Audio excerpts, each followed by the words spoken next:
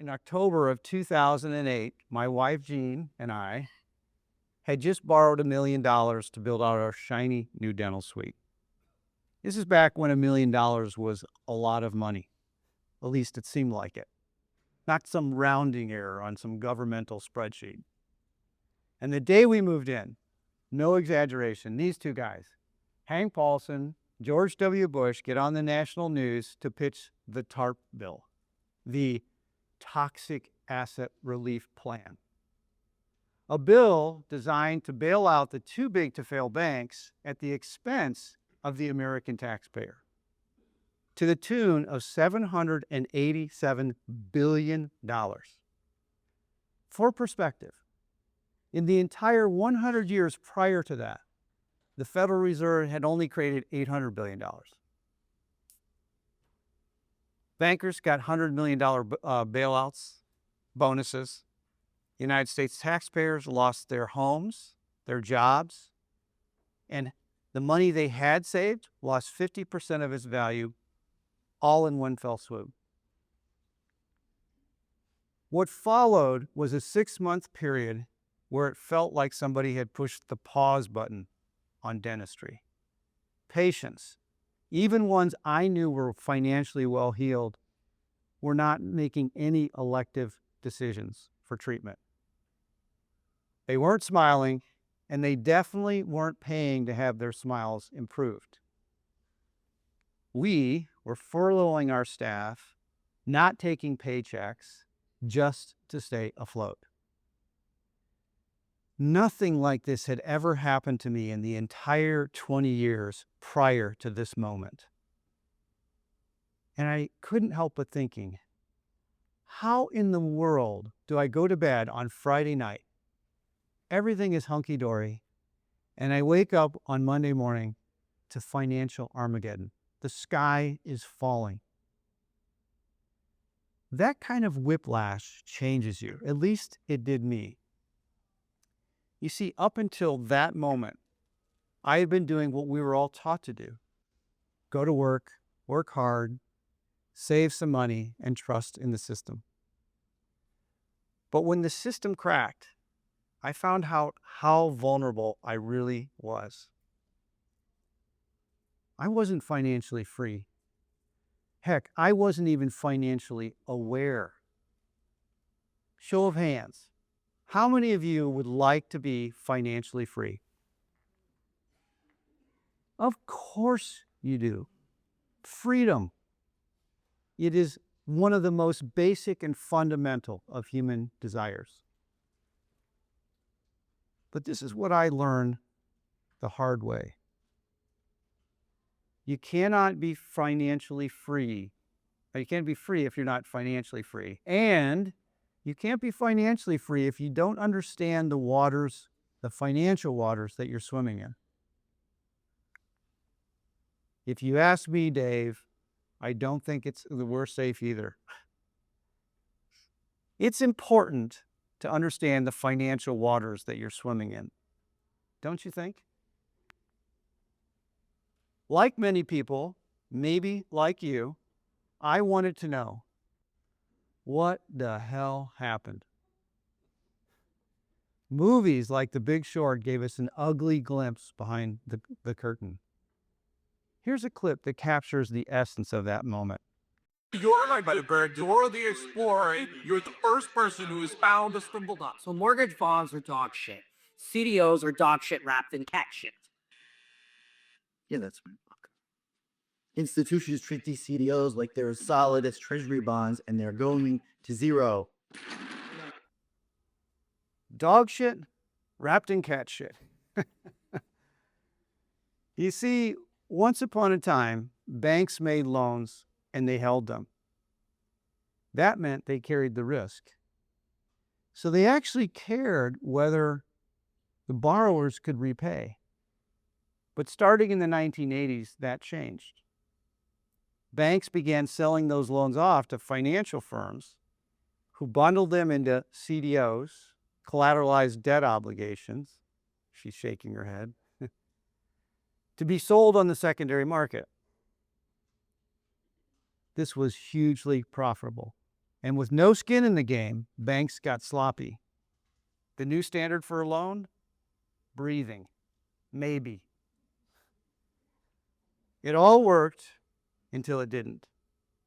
Defaults soared. The music stopped. Welcome to the great financial crisis. But hey, The Big Short. That's just a movie, right? Surely the system's been fixed. And even if it hasn't, what can we do about it? We can be outraged. We can march. We can occupy Wall Street.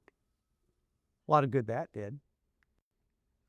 But unlike many people, I wanted to understand more completely so I would never be caught in that situation ever again. I was like a dog with a bone. So I kept digging. I read books. I listened to countless podcasts. I watched videos. I read newsletters. I followed credible thinkers, economists, analysts, historians, even a few former insiders. And what I found shocked me. Not just because it was surprising, but because none of us had ever been taught this. Not in high school, not in college, not even in dental school. These are things that every 8th grader should know about money, about debt, about how the system we're all operating in works. But most of us never got the memo. You see, I didn't know how our monetary system worked. As a matter of fact, it wasn't even on my radar. Prior to 2008, I was just too busy trying to be a great dentist. Until I came across this video, The Hidden Secrets of Money, episode number 4 by this guy, Mike Maloney. A video that demystifies how our monetary system works. The punchline? Turns out somebody does have a money printer. 2 somebodies. The Federal Reserve Bank and all commercial banks. Commercial banks create consumer loans out of thin air. And if they take undue risks, we the people are on the hook. The Federal Reserve creates money out of thin air to fund excessive governmental spending. And again, we the people are on the hook. Naively, I used to think that banks lent out money that they had actually earned and saved. That seemed fair. Charge interest, demand collateral, all fine, as long as it was their money at risk. Surely this is not how our system works. Surely it's not just one big Ponzi scheme. There was so much I didn't know. I didn't know the Federal Reserve Bank didn't even exist until 1913. How do we become such a great nation without it? I didn't know that the Fed wasn't part of the federal government. Why is the word federal in it? I didn't know that the Fed is owned by the big banks. I didn't know the Fed creates base money out of thin air. I didn't know commercial banks create money out of thin air to fund loans. I didn't know the 2008 bank bailout was effectively planned in 1910 on Jekyll Island. It's the very reason the Federal Reserve exists and was created. This book, The Creature from Jekyll Island, explains that in great detail. I didn't know that my bank deposits were effectively a loan to the bank with no guarantee of repayment. In retrospect, I should have known. I mean, how many times had I watched this clip or this scene from It's a Wonderful Life growing up? You're thinking of this place all wrong, as if I had the money back in a safe. The money's not here. Well, your money's in Joe's house. That's right next to yours. And in the Kennedy house, and Mrs. Maitland's house, and 100 others. You're lending them the money to build, and then they're going to pay it back to you as best they can. Now, what are you going to do, foreclose on them? I got $242 in here, and $242 isn't going to break anybody. What George Bailey was describing is rehypothecation, or fractional reserve banking. This is the equivalent of giving a crazed valet your car and him using it for Uber income while you're eating dinner, with no guarantee that your car won't be totaled by the time you're done with dinner. Man, was I embarrassed by my own ignorance. But then I started asking around, and I realized nobody knows. CPAs don't know. Financial advisors don't know. Bank employees don't know. Educators don't know. And certainly my fellow dentists do not know.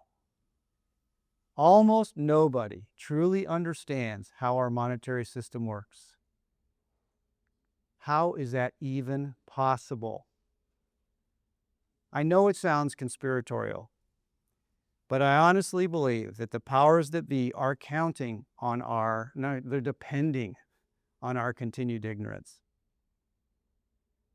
So that when the next 2008 happens, we will all unwittingly be the financial backstop for a failed system.